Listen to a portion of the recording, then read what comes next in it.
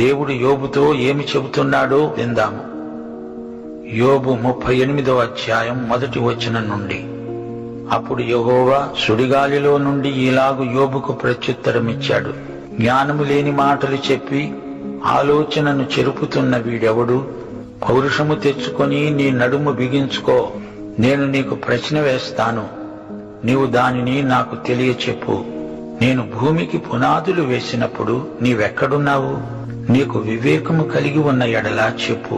నీకు తెలిసిన ఎడల దానికి పరిమాణమును నియమించిన వాడెవడో చెప్పు. దాని మీద పరిమాణపు కొలవేసిన వాడెవడో చెప్పు. దాని స్తంభముల పాదులు దేనితో కట్టబడినవో చెప్పు. ఉదయ నక్షత్రాలు ఏకముగా కూడి పాడినప్పుడు దేవదూతలందరూ ఆనందించి జయధ్వనులు చేసినప్పుడు దాని మూలరాతిని వేసిన వాడెవడు? దేవుడు సమస్తాన్ని సృష్టించినప్పుడు మానవుడెక్కడున్నాడు? భూమి అందరి సమస్తమును సృజించిన వాడెవడు? దేవుడు భూమికి పునాది వేసినప్పుడు మానవుడా నీవు ఎక్కడున్నావు? లక్షల కొలది సంవత్సరాల క్రిందట దేవుడున్నాడు. ఆ దేవుడు ఇప్పుడు ఇక్కడున్నాడు. యోబు గ్రంథం బైబిల్ గ్రంథములన్నిటిలోకి అతి ప్రాచీనమైనది.